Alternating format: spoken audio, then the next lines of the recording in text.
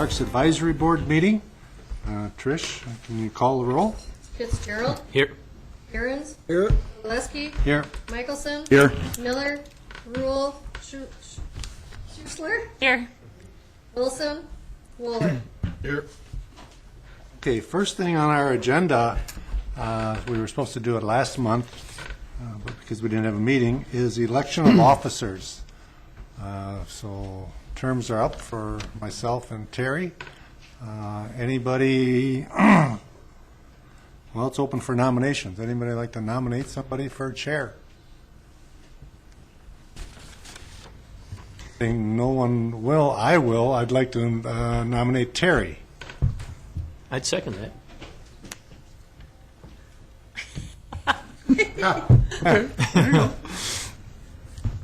Seeing none, we got you got railroaded in? No. We still need to vote on it, right? You have to announce it three times. Three times, yeah. I think you need nominations. Any other nominations for chair? Third time. Any other nominations for chair? Nominations are closed.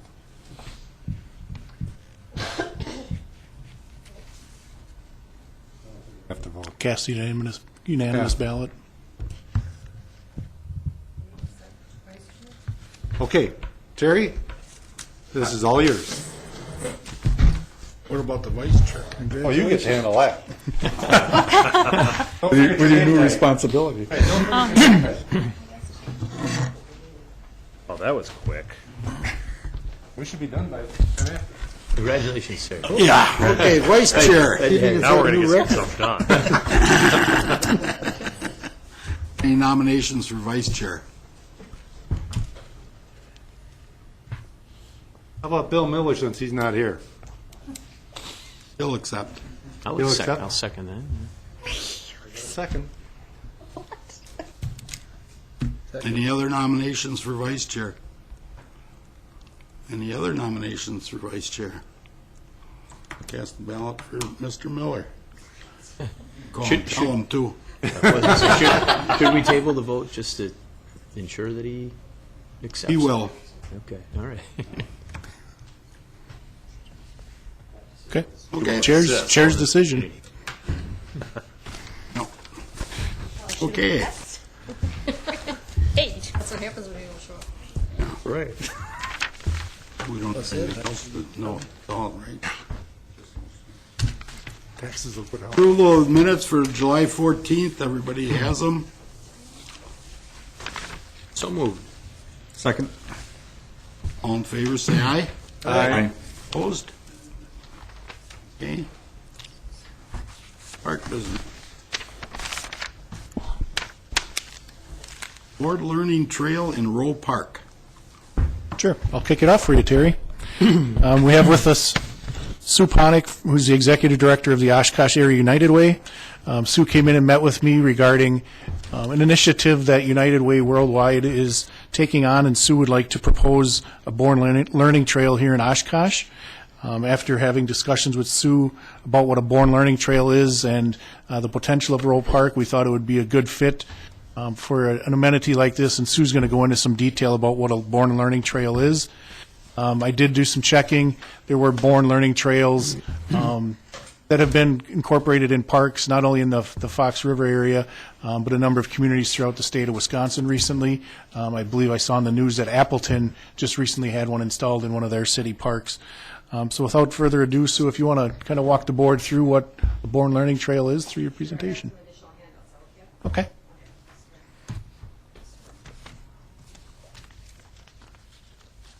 Well, thank you very much. Do I need this? Thank you very much. Born Learning Trails. Name and address. Oh, Sue, do you want my personal or my work? Give us an address. I'll give you both. 36 Broad Street, Oshkosh, Wisconsin, is the Oshkosh Area Community or Oshkosh Area United Way office. Okay, and I'm Sue Ponick. Born Learning Trails are basically, I don't know if you know this, but children between the ages of birth to 5, this is the best time for them to learn. And United Way has an initiative already with our Dolly Parton's Imagination Library program where we just deliver to more than 1,000 children in the city of Oshkosh one book a month directly to their home, which is an age-appropriate book for them. So this really complements that program. And I apologize, I might not have quite enough handouts, so you might have to share. But everything that I'm talking about is also on the screen. So the fact that, I got to get this right here. Okay, the fact that children are constantly learning from the time that they're born is really important for their development. So in their early stages, not only do parents have challenges, but so do grandparents, because many grandparents are also caregivers for their grandchildren. So what can we do to expose children to as much information as they possibly can? Children also learn in different ways. So while some children may learn by reading, other children may learn better by play. The Born Learning Trails basically are an educational outdoor opportunity. They can also be indoor, but the one we're proposing is outdoor for parents and children to have good quality time together. So there's an organization called bornlearning.org, and they partner with United Way Worldwide to develop these play stations or these active learning stations. And as you can see from the PowerPoint, Born Learning basically gives children everyday life experience through play. They're user, kid, and family friendly. They're very high quality, and they're very colorful. I just received the statistic that I handed out to you actually in an email just before I got here about the obesity rates in the state of Wisconsin, nationwide, but also in the state of Wisconsin. So not only will this program increase the child's ability to learn and experience by being active outdoors, hopefully we can actually help keep the obesity or overweight epidemic down. I just want to point out that some of you that are boomers, we are the most overweight and obese group in our state. That's kind of in the middle of the page. And many of us are grandparents. So by us getting out on these trails, we can hopefully maybe whittle our waists down as well. This is the proposal that I'd like to make. That the entire project would be coordinated by the Oshkosh Area United Way. It's currently funded by Affinity Health System. They have purchased 3 trails. So we're looking to install 1 at this time, but we have 2 more that we'd also want to install at some point. This installation would be done the ones that would be done in the city, on city property, would be done by the Parks Department. And that basically, what Ray and I talked about, was really digging the holes and securing those posts. The installation right now, the first one would be by Bemis Company employees. They've already committed to this. They would be securing the posts to the signage to the posts and do the graphics on the pavement or on the asphalt. The tentative location would be Roe Park, but we have future sites would be based on your recommendation. The installation date would be September 20th, and I can't spell. It should be 8 a.m. Till noon. My plan would be that ongoing maintenance for city property would be done by the labor being done by the city of Oshkosh, but United Way would supply the materials and some labor if we could do the job. And then we would help promote it or get that promotion out. And then there's also a potential to possibly do some little free libraries. And little free libraries are these things that are popping up around town, sometimes on private property. But there are little places where we could take some of the Dolly Parton Imagination Library books for children and put them there so that children not only could play, but then also take a book home with them. This is the colorful handout you have. These are actually all 10 of the signs and the different activities that the kids would be doing. And as I go through the PowerPoint, and it'll go quickly in a minute, what you'll see is actual the Born Learning Trail that is up at the park, and it's a county park in the Fox Cities, and I'm sorry, I'm blanking on the name of that park. But yeah, Almond? that's the one. And so I took some pictures of that as well. But these are the signs, and then they're very well constructed. As a matter of fact, I'll come into some statistics about how well these are all made for you. But here's the one that. The existing one over at that park up in the Appleton area. You can see that they had a big sign with the different sponsors. We actually have the signage on our smaller signs. And you can see that they have the leadership Fox Cities class put theirs on, so they got credit. But the ones that you've got the pictures of will show Bemis, Affinity, and the United Way on there. So there's a welcome sign, and you can see the other posts. They appear to be, and I'm not very good with distance, but maybe 20 feet apart. Along with the sign, there's an activity. You can see they have the hopscotch. They have squares and rectangles, and all along, as you read the signs, it tells you different things to do with your child. Little footprints keep the kids going in the right direction. They can learn letters, they can learn colors, they can learn shapes. Again, all interactive with parents, grandparents, or others that are with them. Here's kind of a distant view. All the signs don't need to have asphalt near them. They could be in the grassy areas.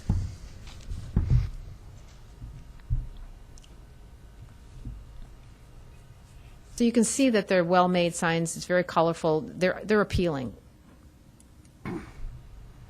So as far as the installation, we'll get kits.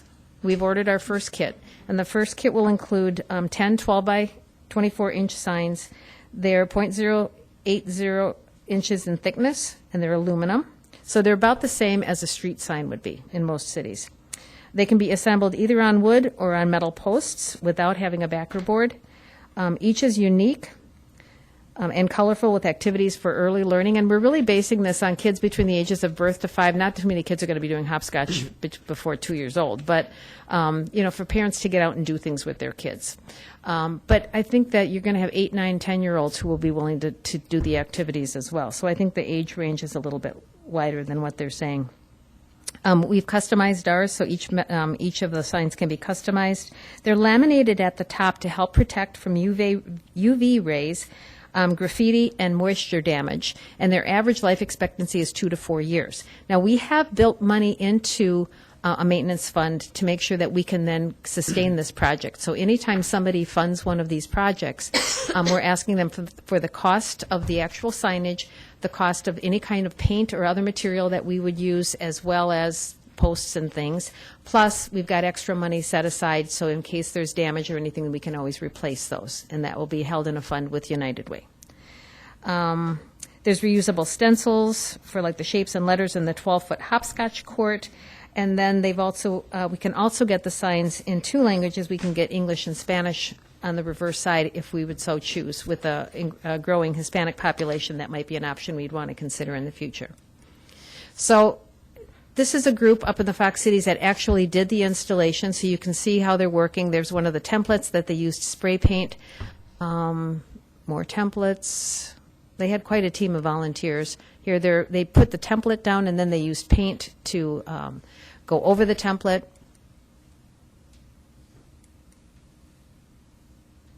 They had children helping. The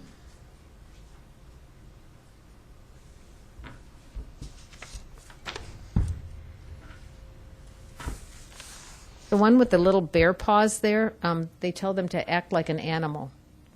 So I'd love to see parents acting like animals. Here's someone painting the little footprints. Okay, and then the finished trail and a test run. So here's from a distance shot. You could see how the trail goes all the way up this, what I would consider a little boulevard or walkway, and then it turns to the right and goes down into the grassy area. Here's some of the parents and kids looking at the activities. Kids looking at the number 8, trying to pick up things off the ground, playing hopscotch.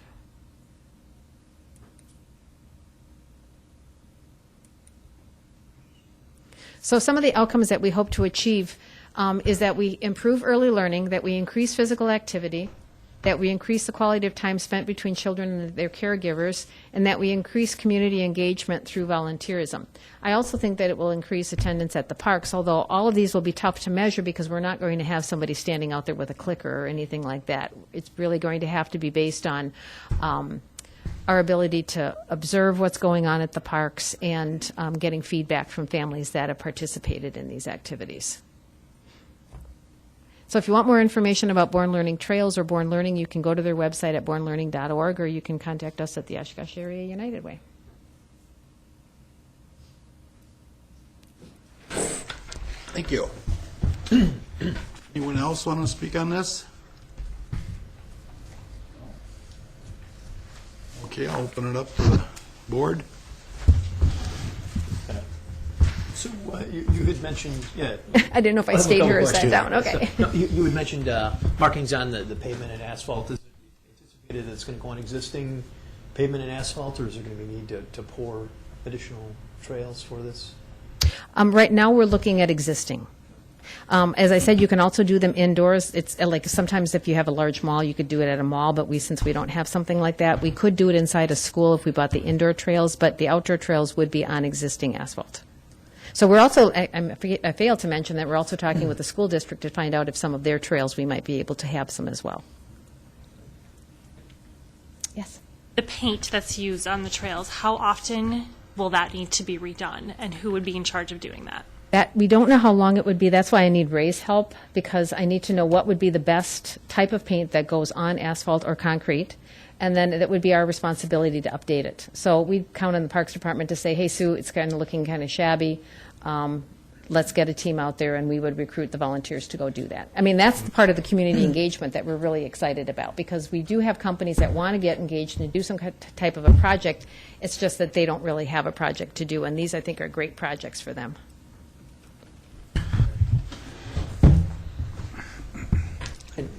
Just a question for Mr. Maurer. Is there, if you would determine what kind of, is it going to be kind of negligible, the amount of work that would go into installation from Parks Department staff and then the mechanics? Yeah, actually, Sue had volunteered to have her volunteers on the day of install to put the poles in, but we're more comfortable if we're out there augering the holes, we would have our staff have the install of the poles. So as far as the installation goes, that'd pretty much be it for us. Ongoing maintenance, like Sue said, we talked, and what I'd be doing is calling Sue saying, we need to have some painting redone, or we need new signs because of some vandalism, whatever it might be. So I think it'd be pretty negligible after we get the first couple of posts in. But less than a handful of hours, it sounds like. Correct, yeah. And we're willing to give this a try. It's like Sue said, they're got some other ideas for some school district properties. But this is one we really thought would be unique in Rowe Park, being a little more centrally located for individuals, but also next to the YMCA. We really thought we could incorporate some of their early childhood classes into the program as well. The other nice thing about it is it does have a playground right there, so if once kids are done with that, they can go right to the playground. And it's really interesting because when I was over at Plowman Park, they ended up having the shape of a triangle, and it said, where else do you see the shape? Well, they had one of those jungle gym kind of things that's made out of triangles that forms kind of a half a sphere. And if kids just looked at that, they would see that shape. Now, nature has some shapes like that, like leaves, but it was really good for you to be looking for that shape somewhere around there. So it really gets people thinking. I don't know about you, but I've seen so many people when I walk my dog who have their kids in strollers, and they're talking on their cell phone and not engaging with their child, and that's a perfect opportunity for that child to be learning. So we're giving them that opportunity because sometimes parents don't know. Anything else from the board? I personally don't see a downside to it. Can't see any reason not to try it. Yeah. I'll make a motion to approve the trail. I'll second. Call the roll. Fitzgerald. Aye. Aaron's. Aye. Ogaleski. Aye. Michelson. Aye. Schussler. Aye. Wooler. Aye. Thank you. Thank you. Can I just ask what the next step is? Does it go someplace else? You and I will talk. Okay. Thank you. That's a real treat. Good luck with that one. Okay, next on the agenda is the updated Park Shoreline Restoration Project. Yeah, I'm going to ask Justin Mitchell will be here. He's the chair of the Menominee Park Shoreland Committee, it's the group that has took on the initial pilot project on the north end of Millers Bay, and that was over 3 years ago. And as part of the Menominee Park Master Plan, if you recall, the board had included in the master plan that after 3 growing season, they would like to see an evaluation done of the pilot project. So Justin was aware of that, called me and asked if we can just or if he could give an update to the board on how the project has been going, and also some discussion about getting that evaluation process going into next month. Justin has, and his group have some ideas on possibly expanding the sites, and he will talk about that further at the October meeting. What we wanted to use tonight was just an evaluation or an update to the board on how things have been going. I know there's some people from the neighborhood here that may want to give their thoughts on what they feel the project looks like, but I'm going to turn it over to Justin, and we can have the board give their comments as well. Sure. Thanks, Ray. Again, just to recap, what I put together today is a presentation that goes over kind of what's happened up to now, to give you the background and visuals related to the project. At the October meeting, probably within about 2 weeks, you guys will, I'll send it over to Ray and he'll share. It'll be our management plan, kind of how we expect or would propose to manage the property, and it's a 5-year plan, outlines some of the goals for the project and whatnot. That was something that last year, and Bill and I had talked, and he had said that, you know, a lot of the city gardens and whatnot have a sponsor, somebody that oversees it, and this spot requires a bit of technical knowledge, and so we put together a management plan that you guys will be getting. So this goes over what's happened today. The overall committee is a group that has met a couple times, and really a lot of our work is done online by email, but planning different dates for work. This would be the group that, you know, if there's a concern that the city might have, they would share it with our group, and we would coordinate the promotions for getting out the word to get volunteers to do the work. A lot of these individuals also have some technical backgrounds, so Zyga with the Wild Ones, and then Janet Wissink from the Audubon. They came and joined me today. In case you guys did have any technical questions, they would be the ones that we can defer to. The goal, just to give you an overview of the goal, it's to create a natural area along the shore utilizing native species that help provide a visually appealing and environmentally beneficial buffer zone between land and water. The benefits are numerous. This is from the Wisconsin DNR. Reduces shoreline erosion, an important filter strip to prevent sediment, lawn fertilizer, pesticides, and other urban runoff. It deposits natural debris into the water, improving fish habitat. Saves money, time, and energy needed for mowing and lawn maintenance. Creates a biological barrier to deter geese, and provides a seasonal array of colors, textures, and aromas. Just a note there from Scott with the DNR. The DNR certainly supports your efforts to restore native vegetation and habitat along the Fox River and Lake Winnebago. Thank you for your continued efforts. Just going to skim these or summarize these quickly. And note, all of the photos that are in here are from our site, so they were all taken by our members at our site. The city has a commitment to be a bird city, Wisconsin, and this plight is actually cited in their annual report for the last 2 years as something that they're doing to achieve those goals for Bird City. Other benefits beyond or beneficial living areas besides just birds is some of the habitats such as monarchs and swallowtail butterflies, as well as the potential for habitat for endangered species. The geese, if you've noticed the trail around there, there is no geese feces ever around there. They don't like the tall anything, so they'll stay away from that. So that's always going to be a good area of their trail there. And then I mentioned it on the previous slide, but staff does not have to mow. So there certainly is maintenance requirements, and as with any garden or any lawn, and that's something that we have and will continue to maintain.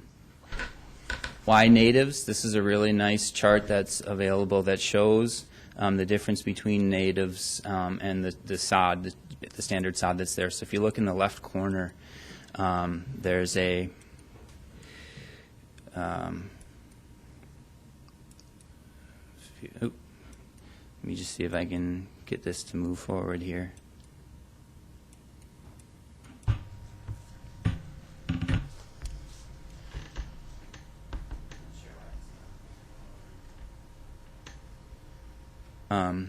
You can see the sod is on the left side, and the native plants give you an idea of just the massive difference in the root systems that helps to allow for water infiltration and helps to filter out anything that might flow into the water.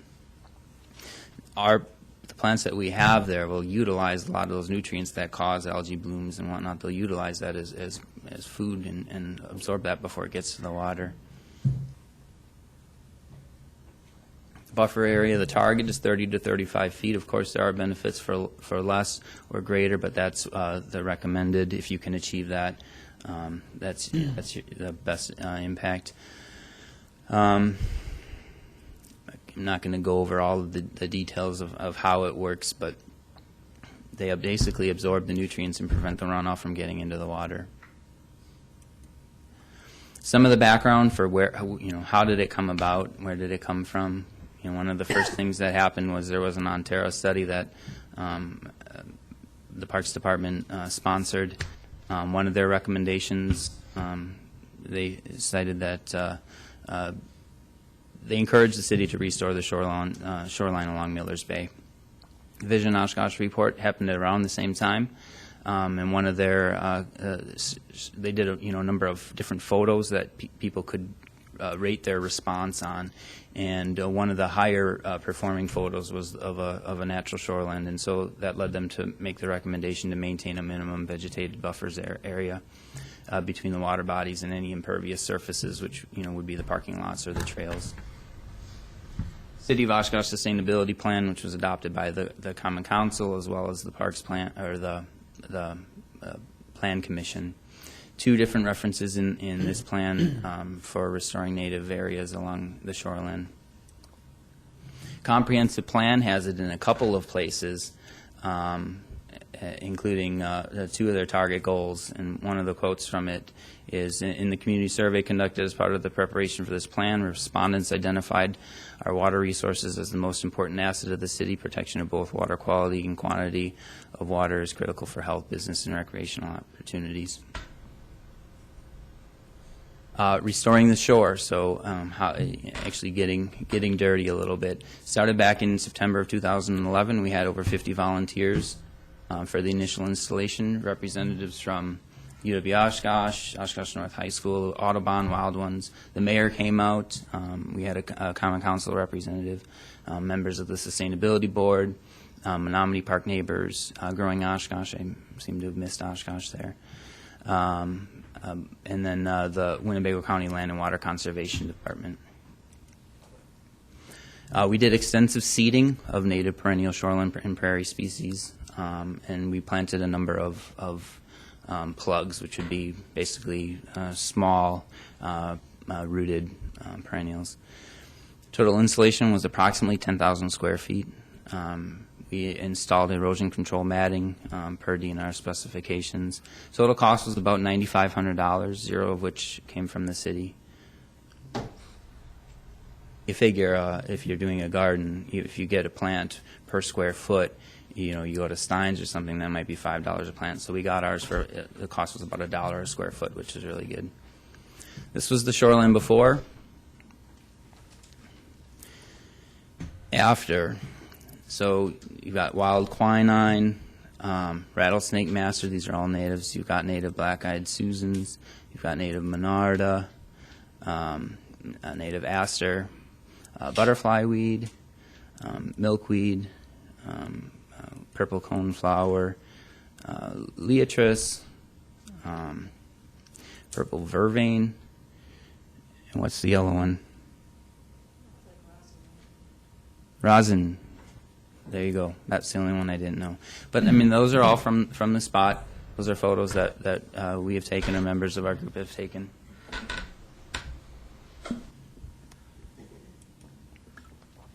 Collaboration awards. So the Parks Department and The committee were presented with the Community Excellence Award for Impact Collaboration by Dory Wilner and the Winnebago Collaboration Working Group.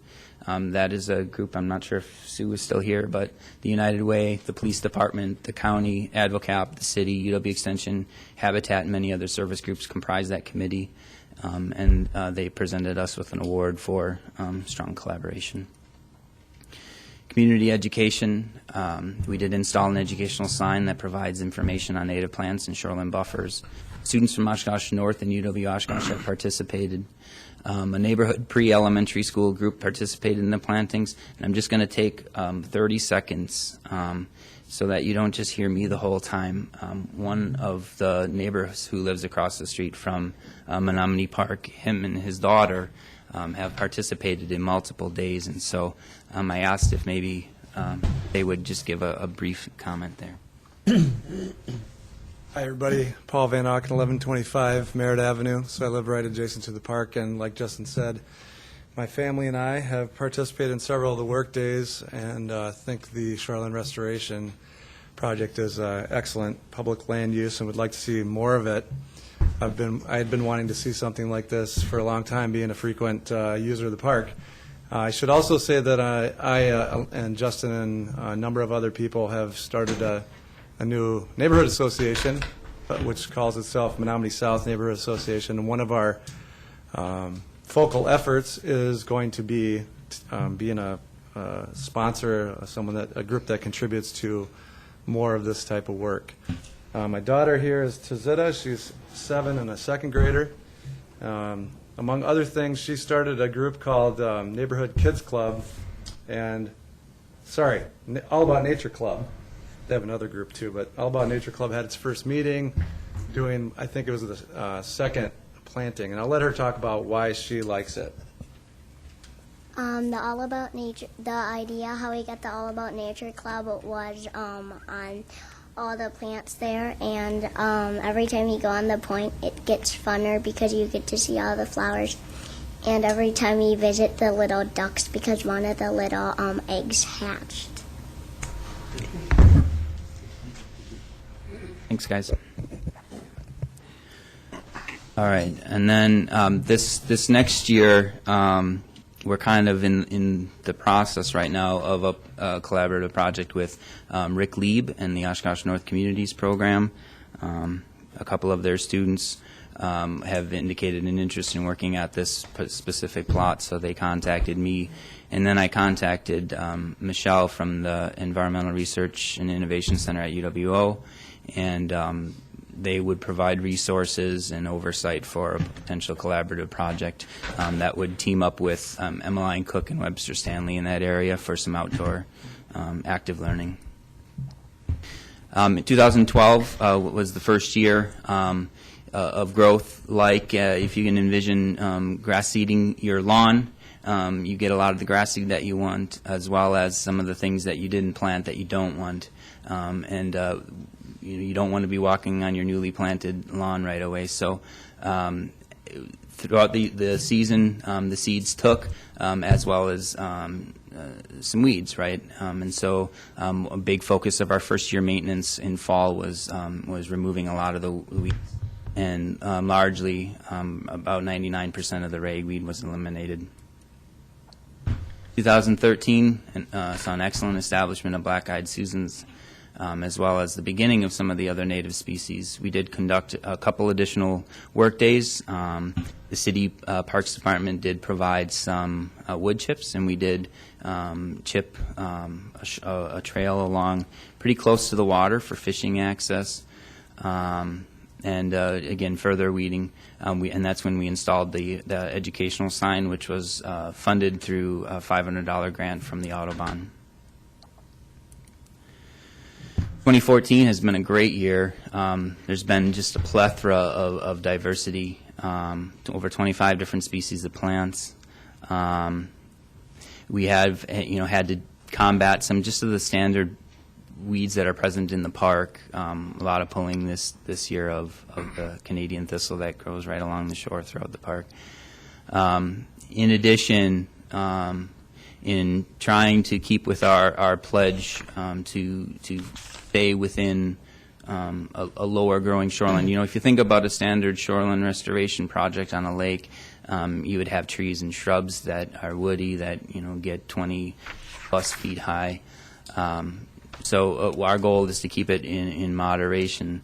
And so we removed some of the tall growing plants. The cut plant is a native. It's a very a strong growing beneficial plant. But we talked to Ray and asked and told him that we were going to be removing them, and it would be great. So we cut them down. They're going to come back next year. It would be great if there was an alternative site that wasn't by any sort of residential neighbor. You know, whether it be like the water treatment facility or somewhere where these plants, which are native to the area, could thrive and wouldn't be you know, we wouldn't want to block neighbor views with those plants because those get well. We also installed 50 additional plugs, which are those plants. Addressing some of the concerns, again, geese stay away. They just don't go. There haven't been other urban pests as was possibly suggested. You know, it's a pretty busy area as it is, and there's routinely people walking through and enjoying the spot, as well as all of the car traffic right there. Hasn't really been an issue. There was a duck nesting, as well as several bird species that were nesting as identified by the bird committee folks. Location. The current site of the restoration, it is an area by one of the only park driveways on the northern side. The area was selected by city park staff due to the minimal impact it would have on view disruption. All proposed expansions, and I want to emphasize this, because I understand that it's a legitimate concern for you, as you're not in the interest, or you do not have the interest of offending people that live there. Is that any proposal that we would have for any sort of expansion in the next, it's a 5-year plan, so that's why I have 5 years, but in the plan I do reference that it would be much longer, is that nothing would take place in any area where there's a residential neighbor. So there are some great spots that will be in the plan. There's the water pump station that's across from Webster Stanley. That would be a great spot, and the Stormwater Utility Board is going to be looking at our plan as well. There are other areas. You're going to be talking about redoing the beach at some point, and then there's all of that kind of minimally used area by the water treatment facility, minimally used except for fishers, and we would certainly stay out of their way. But there's so many areas in the park for expansion that would not be related to any sort of residential area where people are living. So. Height of the plants, this is an example. Those are the cut plants, so you can see they get pretty tall. And so we started to dig some of them out, but they didn't do so well. So we just cut them all down. You know, for a standard shoreline restoration, this is pretty small, right? They typically are very very tall. All of the trees that were there beforehand. So if you see trees. We did not plant any trees, and we have been removing all woody plants, so there's no shrubs that could grow that would get tall. Some of the other concerns, there's over 13,000 feet of shoreline frontage for fishing access. You know, while our area is several, 11, 10,000 square feet, it's not that many feet of actually frontage. It's only about 500 right now. There's plenty of fishing area, but in recognition that what we're doing has the potential to improve fishing in the area, we did put that trail in, and so that does allow for fishing access, and it certainly is utilized.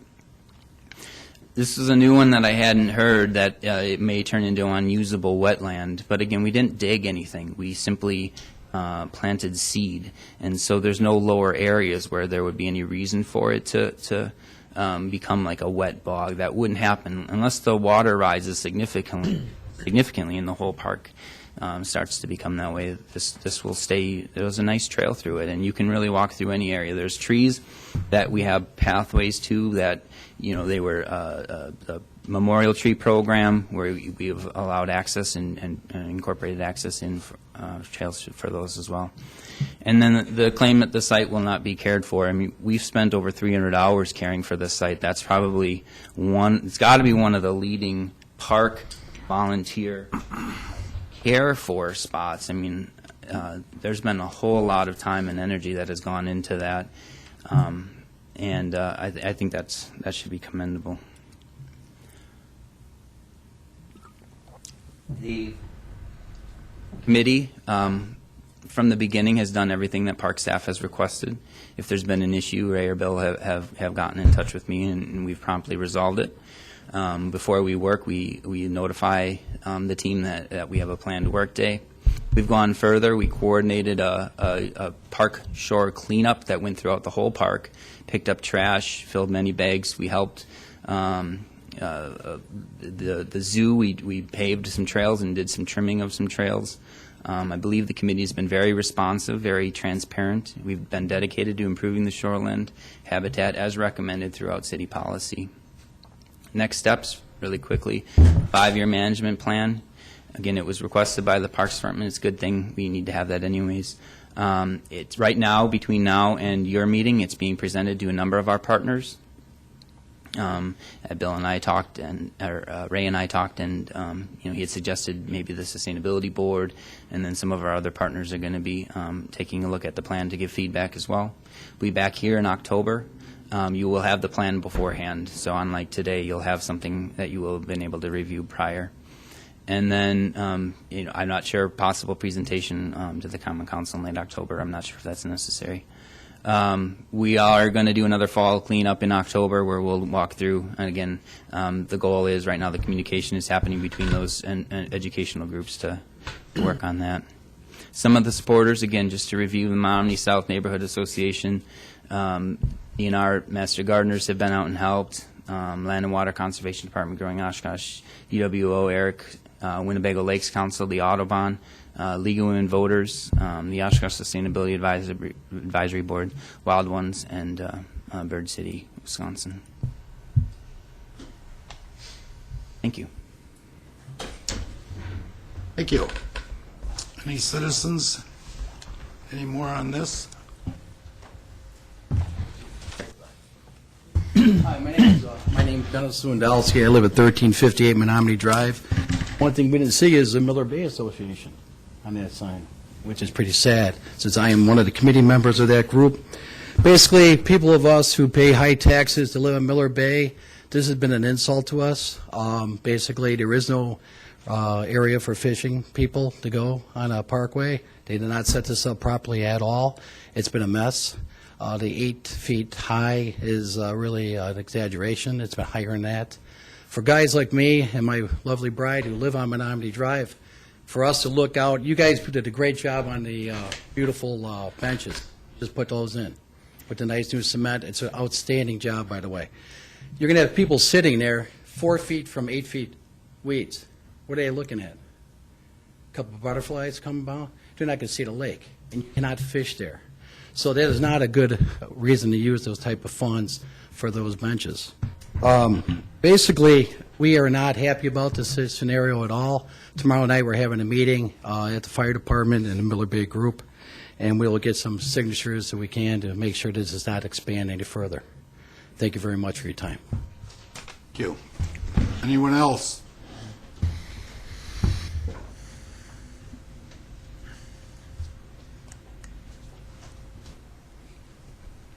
Hi, my name is Mary Stillian. I wasn't planning on talking. But I live Pardon? directly across from this. What's your address?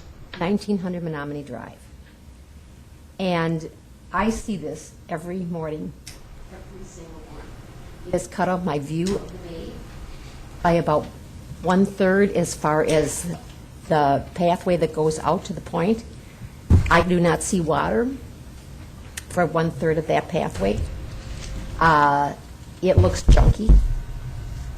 It does not look kept up. I don't know where your 300 hours came from, but I'm not seeing 300 hours worth of work out there. I did see people going out and picking up trash, with their bags, which was great, wonderful. But a lot of the neighbors had to go over there and try to clean up things because it just has become unhealthy. It is not visually appealing at all. And it really has frustrated and angered the people that live there. Even people that drive by and park in that semicircle. If they're sitting in their car and they want to look out at the lake, they can't look out at the lake. They're looking out at weeds. Or right now, individually, when you show each one of the flowers, each one of the wildflowers looks lovely. They're not all separate, nice, neat, little, pristine pictures of flowers. If you look at it en masse, it looks unkempt, it looks junky. I don't know how to impress upon you how disappointed the Miller Bay neighborhood in general is about this particular situation. I can appreciate very much what the purpose of it is, but do it someplace where it doesn't impact residents, where the 5-year proposal is going to be putting near Webster Stanley, where there can be educational visits there, and they can see the different flowers, and perhaps you'll be able to see some butterflies. But for the amount of time, money, and effort that has been put in there, it has really ruined our particular area, and I don't like it. And I know a lot of my neighbors feel the very same way.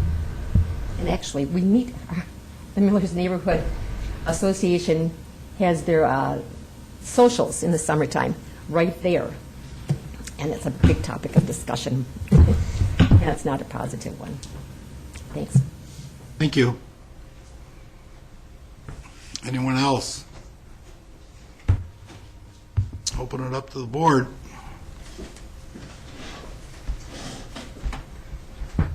If I can just ask, what kind of things are the neighbors going and cleaning up over there? You mentioned that neighbors are stopping by to clean. Well, I'm not saying all the time, but there have been times before we started getting more getting some volunteers in there, that Terry Shores, who's a professor at the university, and she would go over there, and she would sit there and pull up piles of weeds, and she is a science professor. So she wasn't pulling up, just stuff. But it had gotten out of hand. And now I think that has now finally been brought to the attention. But it's not maintained on a regular basis, and I don't know if it's the kind of thing that can be maintained. It is wildlife. It looks wild. It doesn't look like parkland. And some of the purposes, you want to sit there and applaud people. Thank you for volunteering. Thank you for making things educational. Thank you for patting yourself on the back.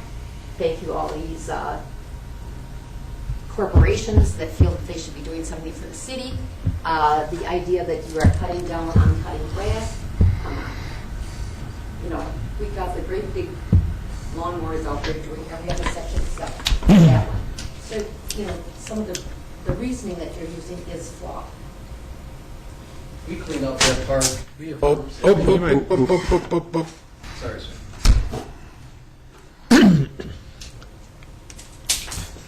Jim. Ray or Tara, do you want us to discuss this a little bit tonight, or wait till next meeting, or what would you prefer us to do? Well, because it's listed as an update, we didn't have it down for a lot of discussion, but I think if there's some general comments that you would like to make, I think that's fair. Okay. As long as Justin and some of the neighbors are here, but it will be on for discussion purposes next month. I just have a couple comments. As some of you know, I live about a block away, and I'm on the trail probably every day, so I see this area. When this was originally proposed, I guess, and maybe it's my mindset, I don't know what the rest of the Parks Board's mindset, it is totally different than what I thought. I thought this was going to be a planting area about maybe a foot or two high. I go by there. There are things that are taller than I am. It's totally not what I thought it was going to be. I thought it was going to be low planting. I like the idea. I like the natural stuff. I like the birds that are in there. I like the butterflies. That all I like. I think that is fabulous. I don't like the location, especially with the plantings being as high as they are. And the other thing that I really have noticed is it really prohibits handicap parking of people that want to fish on the north end of Miller's Bay. Because that is one of the only locations that handicapped people can go very close to fish to a water area right there. And that's the other thing I don't like. I think the area is neat. I wish if it had taller growth, it would be somewhere else, not by the water, but that's my general impression. Go. I'm in agreement with Jim. I kind of imagined what it was going to look like, because if you want to see further, go by the university, they've got some weeds growing back there. There's down New York by Broad Street, by the train tracks, down in that retention pond or every area, there's weeds growing down there. It looks the same thing. And I thought this was going to be a low planting thing. And when I went out there today to look, there's 5-6 feet tall. And that would be fine if it was down by the pump station by Webster Stanley. But it's neat to see the difference of that planting area now, and then where it stops, you see the clean look of the lake and the park. And I personally like the clean look of the lake and the park compared to what has taken over the last 3 years. Anybody else? Okay, Just make the comment, Justin, we do appreciate the work of your group and the volunteer efforts of it. I'd encourage the neighborhood association. It sounds like you're having a meeting tomorrow. It sounds like you're organized around this, and I applaud you on that. I applaud you on your neighborhood association in the first place. You guys are doing some good work. But I'm hoping that you can come together with some of the resources from community development, and I don't know if you're going to have her name's escaping my mind, but one of the city staff attending your meeting tomorrow. I think it behoove you to be able to communicate these issues with the city staff, and then we have a meeting with them. okay, and then from there, I'm hoping that over time there'd be an opportunity to work more with this group to see if we can find a solution for the short term, and then a solution maybe that would work into the 5-year plan for the long term as well. I just address that, is that we would certainly welcome. I don't have the specific contact. Mike Lazat had handled that before. Again, I don't know who he reached out to or who he emailed, but he had indicated that he did invite members of that neighborhood association on 3 different occasions. And of course, if they don't like it, they didn't want to attend, and I understand that. That's no fault of theirs. But we are certainly open to collaborating with any of the interested partners, which is why we reached out to the Menominee South Neighborhood Association as well. So. Don't go away, Justin. Yeah, I'll stay here. Is it possible that whole area can be moved down to the pump station? My technical support. I guess it's possible. There's a lot of work. Well, I think this is something that they're going to have to think about as far as moving it or where they're going to put it. And this is the questions that I want answered by next meeting. As far as this plant, there's 3 of us here, maybe 4, Vic might have been on, that were on this board that said we would go with a 3-year planning, because really none of us were for it.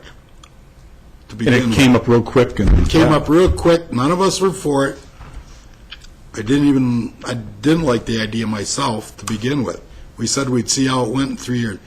And this height and everything else, I don't like it at all. I thought, just like Bill, everybody else, that it was going to be a low planning.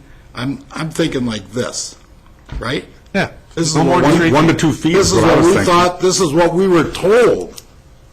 So now, when you get up to 6 foot or 8 foot or anything, that I can agree with the neighbors. I mean, it's not that they're guaranteed a view of the lake or anything, but this is a little bit ridiculous. Now, if you come up with a plan to keep it lower and where you're going to put it, I don't know where else you would put it. I mean, maybe by the pump station. But this is the stuff that I want next month. You come up with answers for that, for the height, for the location of it, because right now I couldn't back doing any more. We gave it a 3-year thing, and right now the height of that alone isn't what we wanted, put it that way. Right. I mean, I can give you the answer right now. Is there's no need for a month. And the moving of it is impractical. I mean, it's 11,000 square feet, and you'd be digging them up individually. That's just not practical. The removal of tall growing plants is certainly I did indicate in there that we've already started that process. Again, when you do a envision doing a garden in your yard and you buy a wild seed mix. That was targeted towards low-growth plants. And in all relativity, this is a very low-growth shoreline. But you have concerns over the tall 6 to 8 feet, maybe 5 to 8 feet. Yeah, those are identifiable, and you're removing a small handful of plants out of the whole area. That's very feasible to do. And we've already started that process. I think you got more than a small handful. Go ahead.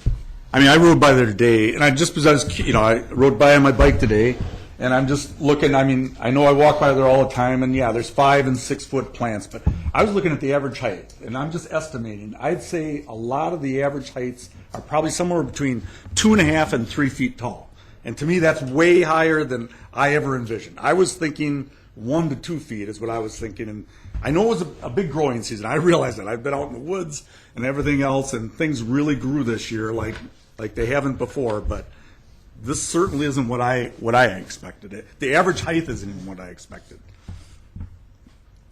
Okay, if there's anything else from the board, I want an opinion from Bill and Ray on this, what they think of it right now, the height and everything else.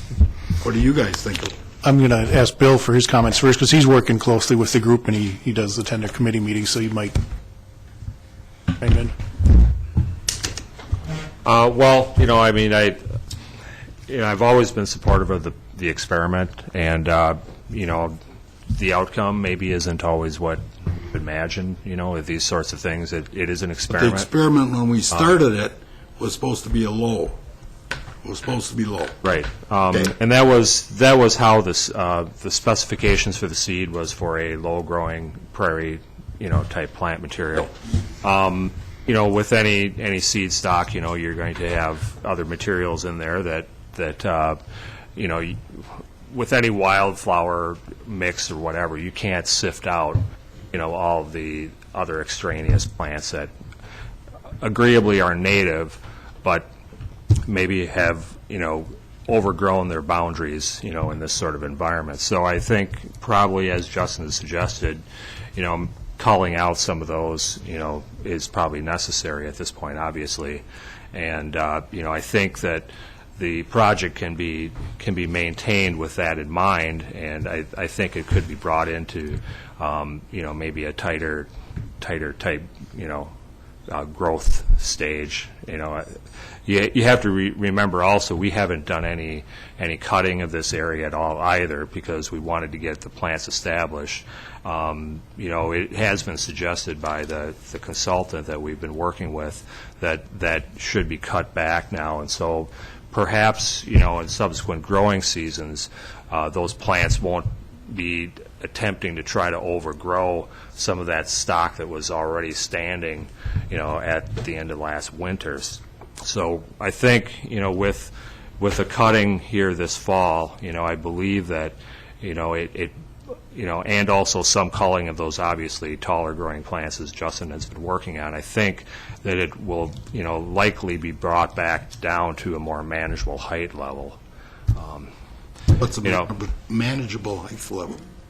Well, I had always hoped that it would be around that 3 foot height, but as someone mentioned here too, it has been a pretty unbelievable growing season. So everything growing gangbusters this year. So I think that's also part of the issue too. In a normal summer, it's a droughty summer like last year. I mean, it wasn't obviously nearly as tall.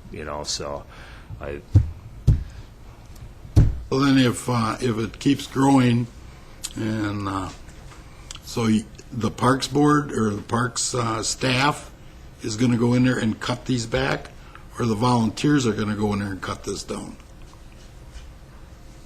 Well, the suggestion, as I said, from the consultant was to actually mow it, in the fall. So, that would obviously be, mechanical equipment, and we would likely do that. Okay. From there on, I believe that, as the group has been doing, just a management of individual, plants that are deemed undesirable due to height, I think, those could be eliminated over the course of the next season.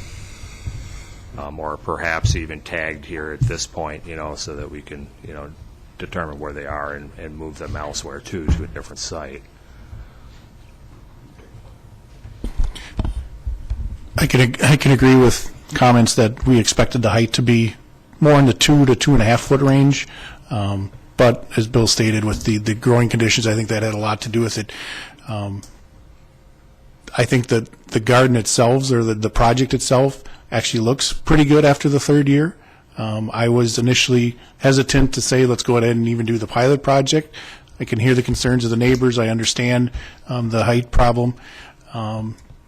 So that's why I wanted to make sure that the board had opportunity to hear from Justin, but then also time over the next month to go out there and visit the site if you haven't visited the site, before we come in and talk about expanding or talk about some possible locations that Justin and his group are considering. Anything else from the board? Thank you.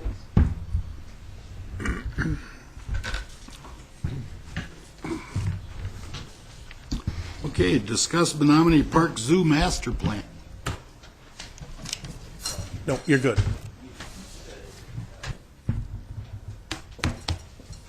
Get it out. You gotta log in so I can remove the hard drive.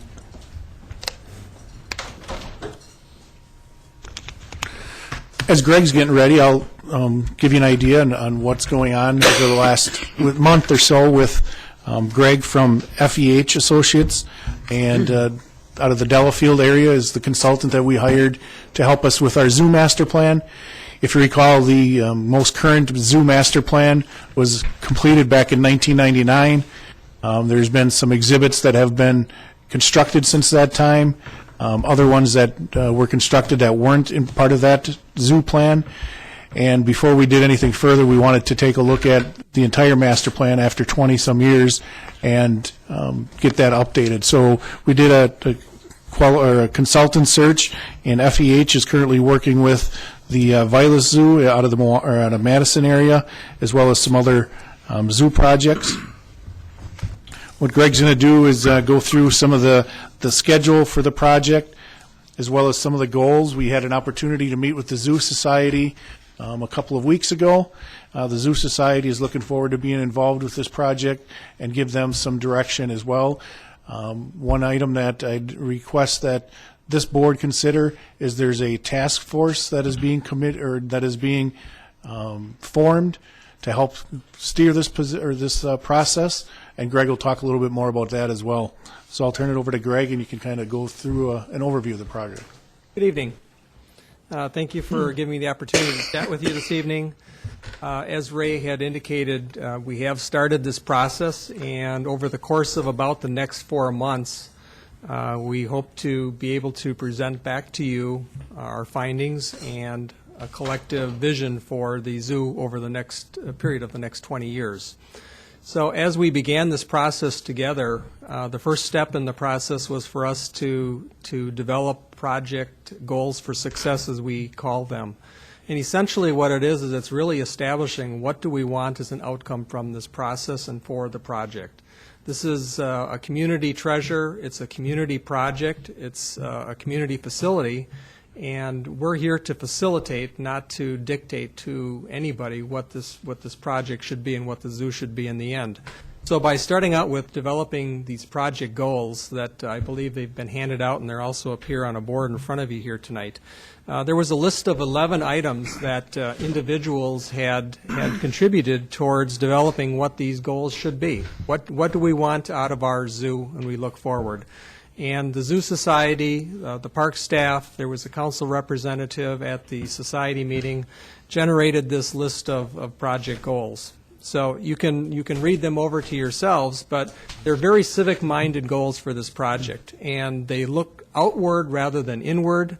From the zoo's perspective, they tend to look towards developing partnerships. They look towards making the zoo a first-class attraction for the community. It looks for the position of the city as becoming an event destination. So these are all things that the zoo can help contribute towards, as well as the education, conservation, and animal welfare aspects of what a zoo provides. These goals are what we've set out as a roadmap to try to achieve with the development of the master plan for the project. So this is our initial starting point. As I mentioned, this is about a 4-month process for us. The first step in the process is to understand and evaluate what the zoo's current condition is and to look at how it conforms to zoo guidelines and zoo standards. The American Zoological Association and then USDA have recommendations for how zoos operate, how they look towards handling of animals and safety and pedestrian access and all of the animal types of issues. So we're analyzing that currently. The next step in the process for us is, Ray had mentioned the development of an advisory group for helping us to make sure that we have good cross-community representation and participation in this process. We suggested that there become this advisory task force made up of community members. The society and the park staff have distributed requests for many different groups. We brainstormed a list of about 30 groups and probably invited 50 people. Ray, is that about right? Correct. To actually participate on an advisory task force where they can provide input, can share their ideas, can evaluate what we recommend and what we generate, so that a recommendation can formally be brought to the park staff and to the board here so that they can have had a say in what it is that actually is being developed and how practical it is. That advisory task force invitations have come out, and we've got 12, 15 responses so far. Our goal was about 40 to 50 participants, and to ask them to share their time at 3 meetings. So 3 meetings for them to understand what the process is all about, help us evaluate and develop criteria for how we analyze options that are going to be generated, and to share their thoughts and input into a participation exercise we call a design workshop. And the design workshop is where a group of zoo planners and architects will come together around tables just like you're sitting at. We'll be rolling up our sleeves and we'll be participating in a 2-day design sketch exercise where we develop plans, put them up on the wall, and ask for those advisory group members and the public to analyze what we develop and to give us their feedback, their honest feedback to them, so that the best ideas come forward, and the best ideas are what are going to formulate the backbone of this zoo master plan. So the timeline that also was passed around, you have in front of you, it's dated August 21st. You have that in front of you. This is kind of a timeline of the steps in the process. Our first advisory task force meeting is scheduled for the 18th, in which case they'll be, the people that have responded affirmatively will be briefed on what it is we're trying to achieve. And they, excuse me for a second.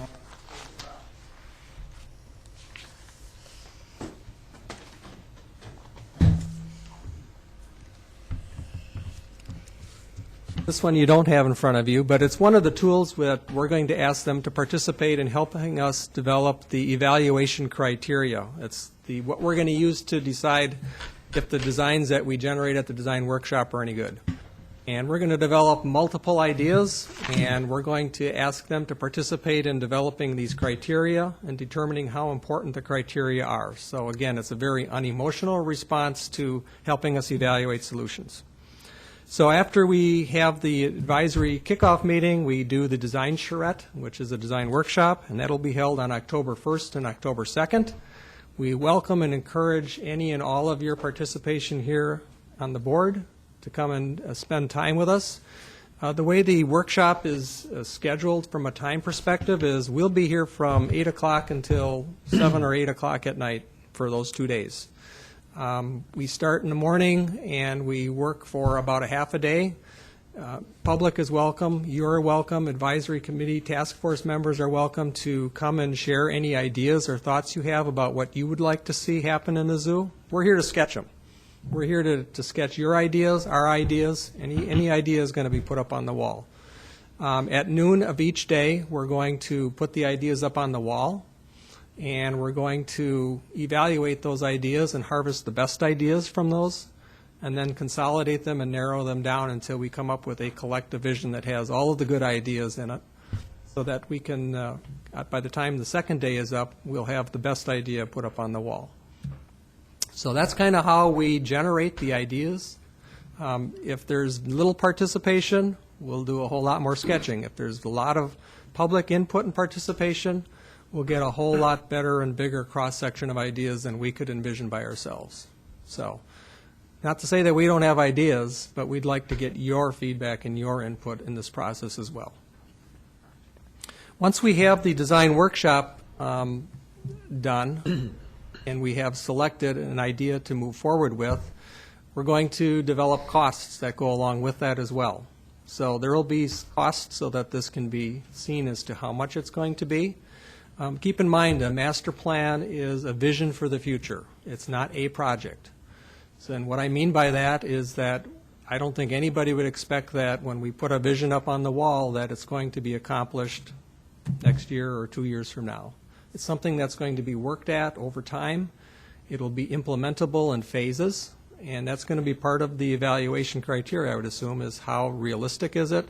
How easy is it to build over time? How do we obtain the funds? So I'm sure those are all going to be factored into which is the best idea as we move forward. But with that information, by mid-November, we'll be able to present a draft of the master plan to the board, and we'll be able to also take that to Common Council and share with them what the vision for the future is for the zoo. So with that, I would ask if you have any questions about what we're going to do or how we're going to do it. Any questions? I just have one question on the timetable. And I don't know, whoever can answer this. When would we be voting to approve the master plan? Would that be on the 13th of October or the 10th of November? Most likely the November meeting. Okay. And these are all... I was just trying to figure out how they'd be meeting with the group, the task force, and then presenting us on the same day. I was trying to figure out how you can do all that and turn that so quickly. And these are all tentative dates, Okay. Jim, as you've Okay. seen with all the other Yep. master plans, if Yep. we fall behind. But this is an aggressive time frame. But it would be separated, right, from put your information together to final vote for it, okay. I guess if we could, we had a brief meeting this afternoon between Greg and Chad and myself, and if there's anything that the board sees at the zoo or wants to see at the zoo, when the master plan was completed back in 1999, focus was on native animals, getting rid of any exotic animals down there, and right now we're still focusing on that, and we want to make sure that there's some input from this board on what you do like, what you don't like, what you'd like to see. And we'd also like to see you attend some of the task force meetings and the October 1st and 2nd, just to stop in and see how the shred is going. I guess you call it a shred. So any general comments would be helpful at this time. Yeah, I'm assuming that the task force is going to be composed of, or there's invitations out to the Zoological Society, the Friends of the Zoo, and some of the Yep. supporters. They actually helped us come up with the list. We're sending out to service organizations, the technical college, the chamber, Convention Visitors Bureau. We had a whole list of sustainability board. So we had a district, school district, DNR. ETOs. So a pretty wide range. Yeah.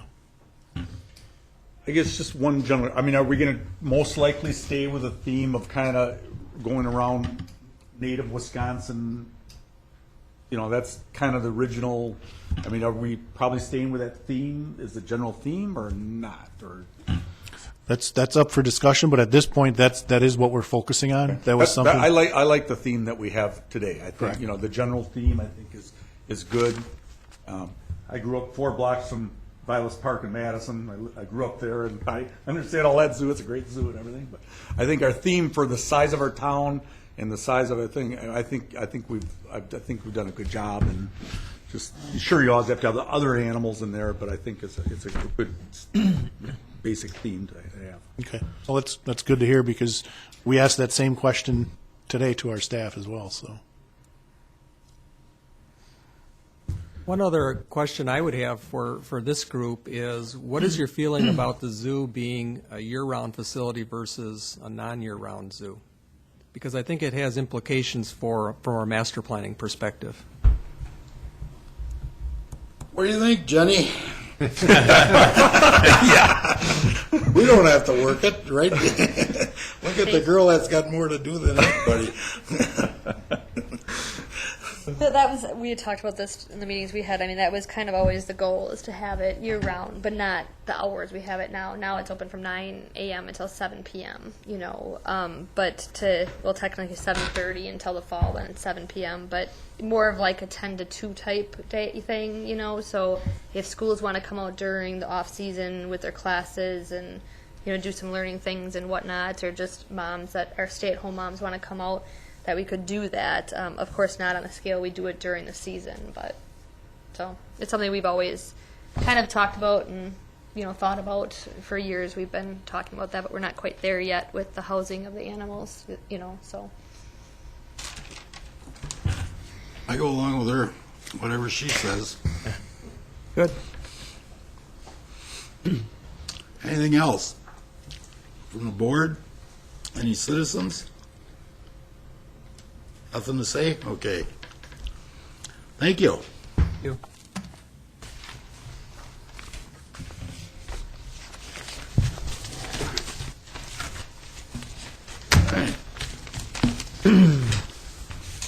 Director's report. Just on the Bauman Park, we had the playground equipment excavation started today, so that should be completed. Hopefully this week, the installation of the playground will be completed. And we're also getting the fencing for the ball diamond. That will be getting scheduled and should be completed yet within the next month or so is our hope, I would say, the next month and a half.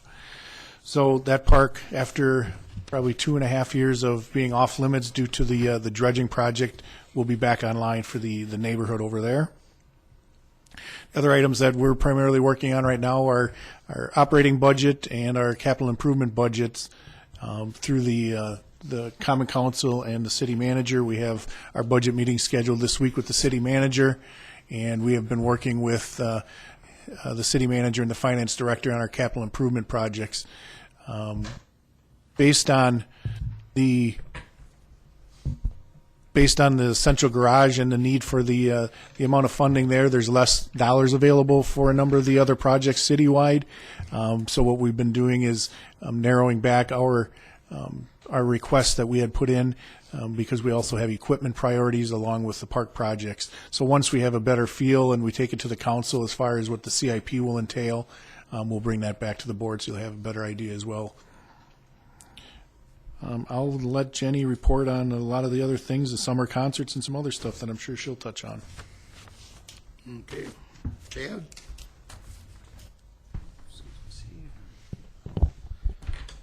I think after being gone a couple of meetings here, it's been a very good summer for us. I wish the mowing season would have slowed down a little bit to a certain point so we could work on some other projects, but I think our department's doing well in what we have out there and what we're providing for people.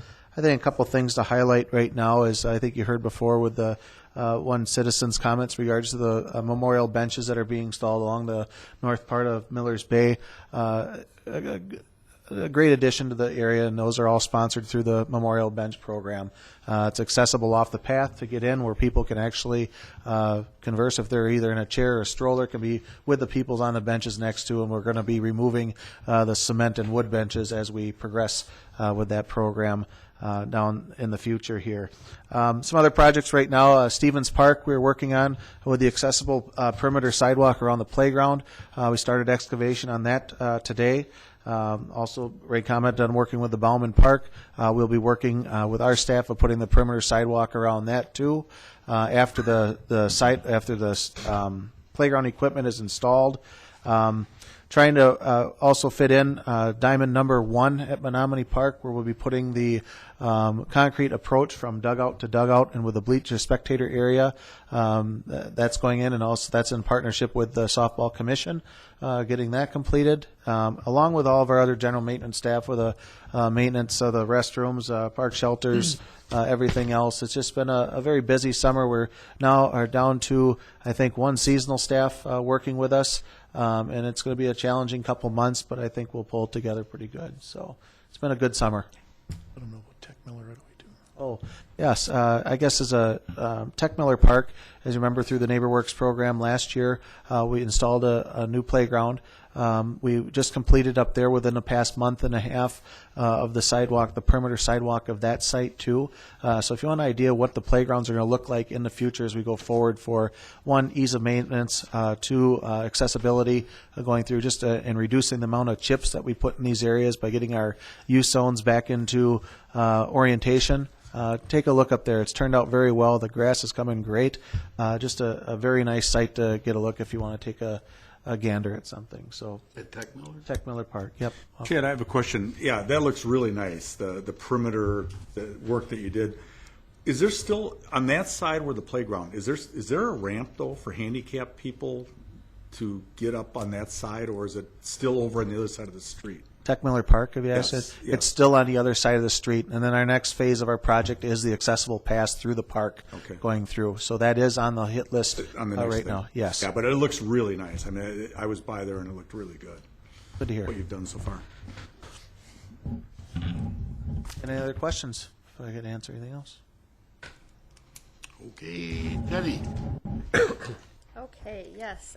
Since last time we met, lots of stuff has happened. So come after Zulaween, I'll have time to start working on some concrete numbers of things. But the Tuesday night concert series went well. We didn't have some of the best nights. It either had rained kind of right before the show started, or some of it rained in the middle of the show, even though when the Rush tribute band, they continued to play through the rain and people continued to stand there and listen. It was just a crazy night, but we had the biggest crowd probably of all the weeks, even though it was pouring rain the whole time. So, but it went well.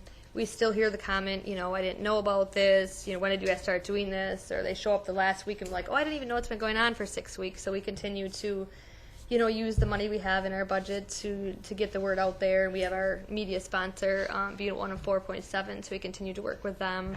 And just using, Facebook page and the city's website and posting stuff within the facility, whether it be at the Leach or at the pool or in Menominee Park. So we try to do as much as we can with the budget we have for marketing, but it is definitely a common theme of still that we hear that people didn't know about it. So that's kind of one of the struggles that we're trying to deal with and figure out a way to get even more people to know about it, to come down.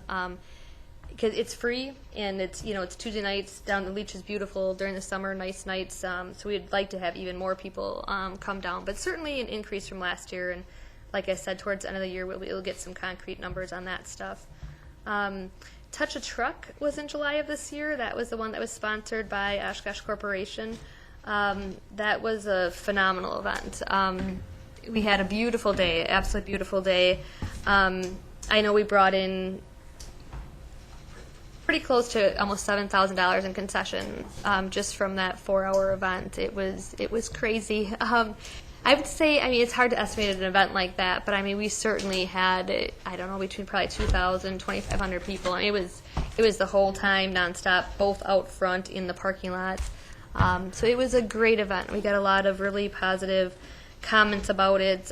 People that really liked it. Again, Oshkosh Corp was the main sponsor, so they were great. We did have a lot of other sponsors that, Johnsonville donated the meat in the concession stand, so we didn't have that cost. We had a lot of great different businesses or organizations that ran the games for us or provided prizes for the games.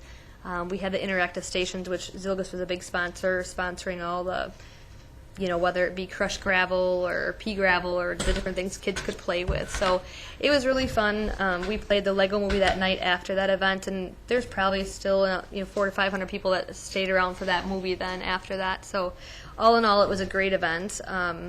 We definitely, raised some money for the Leach budget on that event. So as far as the pool goes, again, once we kind of get through the season, we'll work on numbers. We were quite a bit down going into having the Pathfinders in town, but we were talking about it. We're hoping that we brought that up quite a bit with having them in town. We were pretty close to having to close the facility because of capacity of the days that they were there. So that made up probably for the slow, cool summer. We're hoping at least that it kind of brought us up a little bit closer to where we were last year. Because without them here, it's just been a really cool, very cool summer. So, of course, the numbers of the pool have been down, but they were in town for 4 days, and that'll help us out a lot with them being in town. The amusements and train station, the Lakefly Cafe, that stuff's still open on weekends through September here, so we have a couple more weekends left of that. The zoo is open daily still until the end of September. At the zoo was this past weekend on Saturday night. So again, we had a phenomenal weekend, Saturday night into Sunday. We were able to do all of our planned activities outside, have the movie and everything without rain. So probably the last 2 or 3 snoozes we got caught in rain at some point of the event. So, but this one was great. We had a lot of people that were new to the event that had never been there who were very happy about it, had a very good time. We had one family that came from 2.5 hours away because they had heard about it and wanted to check it out. So it was a great event. We had the frog guy, his name Randy Korb. He brings in all kinds of different interactive things for the kids to do. So he was there, and we did a movie under the stars later in the evening, made s'mores, all that stuff. So it was fun. Our next big event coming up here, which is our biggest fundraiser for the zoo, is Zooloween, which is on October 18th and 19th this year. So we have the mailing out for that, bringing in different trick-or-treat stations and donations, monetary donations, all that stuff. So that's the next one we'll be working on here. Boat launch is still, it always slows down as it gets cooler, but boat launch is still going, and we'll end navigation on that and collecting fees and stuff as of October 5th, that season ends. So other than that, that's kind of a little bit of a nutshell of what's been going on. So questions? Thank you. I have one. Mm-hmm. So what was your overall opinion of the Pathfinders?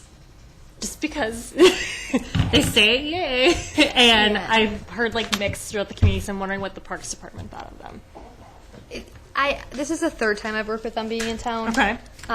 As far as the organizers go, they're very nice to work with, and they do care, what happens at the facilities. They do try to cover all, or I shouldn't say they try. They do cover all their costs of being here, paying for the pool. They paid per visitor just like anybody else would.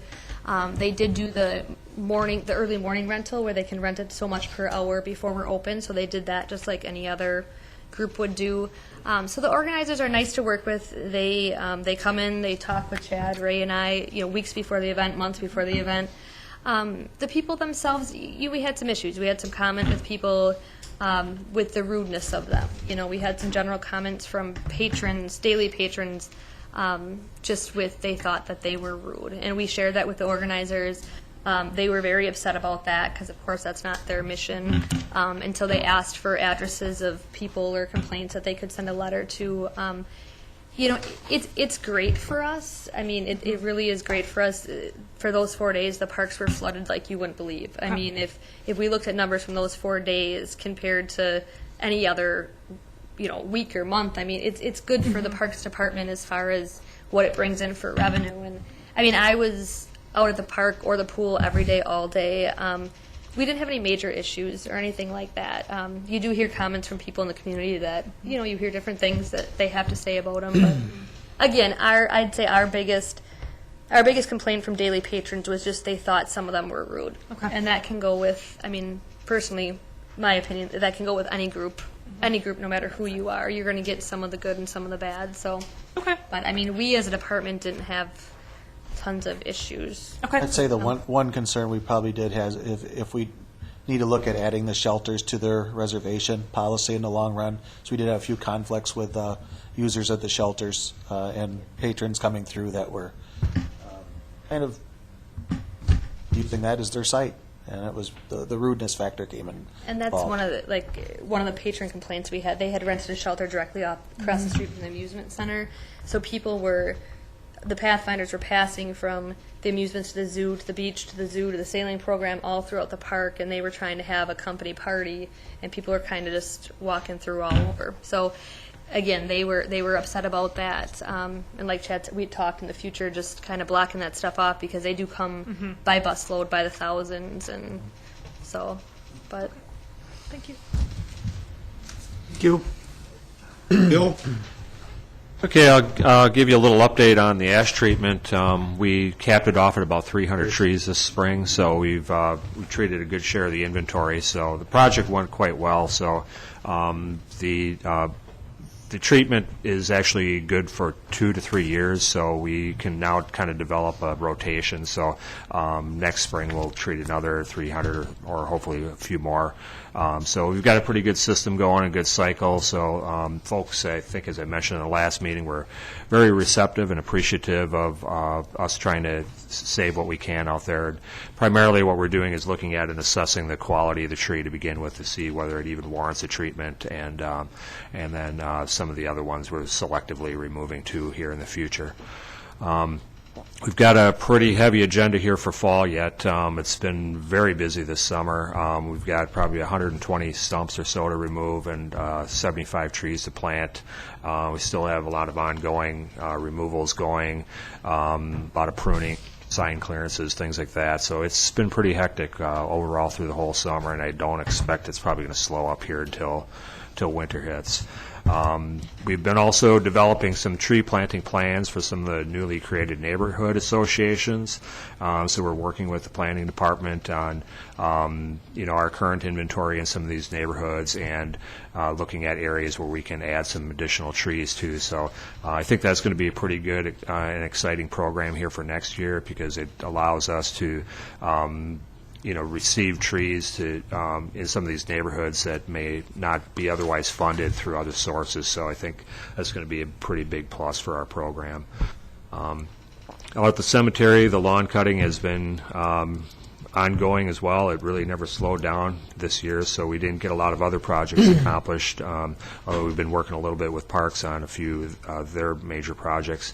But I think the crew has really managed the mowing cycle quite well out there, considering how fast things are growing. There were quite a few weeks where we were trying to cut things twice a week, so that's pretty big acreage to go through twice a week. So anyway, hats off to those folks out there who've done a great job here this summer for us.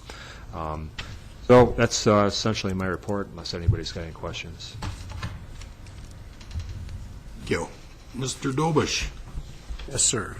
Well, this has been a very challenging year, as you've probably gathered by everyone else that preceded me. I won't belabor it too much, but we've had issues with deep frost, long, hard winter. It caused innumerable problems with the irrigation system. Excess rain in June, as we talked earlier with the Menominee Park project there in the shoreline. Tremendous growth, and it was very hard to keep up with, but we've got 2 new moors out there. We seem to have been able to stay ahead. We didn't get any complaints, to my knowledge. We'd have to confirm that with Trace, about the grass and the rough being out of control. We've also mowed down some of the natural areas that we tried to develop years ago so that it maintains a faster pace of play, and we were able to do that regularly with these new machines. Irrigation was another issue. You wouldn't think we used it a lot, but it has to be maintained in the state of readiness all the time, and because it's pressurized at 100 psi or better at times, there's innumerable sprinkler problems. We won't go into the why, but the fact is that the system needs maintenance constantly. More than half of our utility fleet was down at one time or another, all with the same problem, all starter problems. We've dealt with all of those. One of the utility fleets includes the beverage cart, and that was online and offline 3 times for different problems, including starters. We've rebuilt engines on a couple of these critical vehicles, a range machine and the beverage cart. They should be up and running. They are up and running and should be sound vehicles for us, in the foreseeable future. Our clubhouse, 35-plus-year-old building, is scheduled to be upgraded, the heating and ventilation system, air conditioning system is scheduled to be replaced this fall. We had a meeting today, it's going to come before council in a few weeks. Hopefully they can get that accomplished by deer hunting. We're hoping that we don't go into winter without heat. And lastly, it's aeration season, so I'm either hated or despised. It depends to what degree. But we've only aerated 3 greens. We intend to do 1 more, and next year do all the greens. But we will and have begun actually aerating tees. So that it's an ongoing process, necessary evil, and I hope all the golfers bear with us. We try to minimize any disturbance to the players. I'll let Trace take over and give you a little update on business end and some of the challenges he's had. Steve, before you go, Oh, sure. but maybe the question is for Ray. We talked about, I think, last year about a volunteer program. Yes. Where does that stand right now? Because I know that Trace had a sign-up sheet at the clubhouse, and some of us signed up for that, and We appreciate the interest, and we have the list, and as soon as we get into projects where volunteers would be able to help us, we will call them. But we haven't, because of the weather, the excessive rain, we haven't been able to get into any projects. Okay. But I assume that this will happen as the fall progresses. So you will be getting a call. Thank you. we can put Jim on the list. He's retired now. Really? And our zoo task force. Oh, okay. They have a different task. All right. Okay, I'll make this pretty short here, but numbers through August, the revenue is up 3, almost 4% over last year. You know, the season, like most years, has had its ups and downs with the weather. You know, we start off months great. I always send Ray the reports, and I always like to project where we're going to finish a month, but next thing I know, we get 4 days of rain, and that just kind of throws those projections out. But overall, we've had a good year. Rounds are up slightly. Revenue's up more than rounds, but revenue ultimately is what we're looking for. One thing, you know, Jenny mentioned Pathfinders. They did actually have an outing by us as well. I think we had about 40 golfers for that event on a Friday morning. It was all pretty much supervisors, I believe, and you know, it was all adults. So it was a nice little outing. They all did a nice job on the golf course. I had no problems with them, which was nice to see them come out and support the course. I think a few others even come out during the week. Going forward, the rest of this month, we still have 3 events coming up, some outings, some local businesses are having some outings, which is nice to see the local businesses come out. And then new on September 27th, we're going to utilize the big cups and have a 2-man scramble, which is open to everybody. The Friends of Lakeshore recently approved they're going to donate about $300 for the back 9 big cups. So we'll have big cups so we can have tournaments and utilize those in different ways as well in the future. Because some of the leagues wanted to use them, but we didn't have them on both sides, so they couldn't use the big cups since they use split tees, go off both sides. And currently, I'm kind of looking around, just double checking where everybody is on fees in the area, the local public golf courses. The next meeting in October, I'll have a fee structure for everybody to take a look at and, you know, see what they think of a couple possible changes in some of the fee structure. I don't think there's going to be huge changes, but we do need to tweak a few areas. Lastly, I do hear all the comments from the golf course, obviously, more so than Steve probably, because we're in the shop when people come in, and he's pretty modest usually and won't really, he's always the toughest on himself, as most superintendents are. They always find the faults in the golf course, but the one thing we've heard over and over this year, I think the golfers that play regularly, they're going to test, the greens have been great all season. We've gotten a lot of comments on how good the greens are, especially people that play around. So it's good to hear those things. And I know I tell Steve that as well. But the greens definitely have been, in this area, I haven't really played any greens any better this year. So during a tough year, obviously.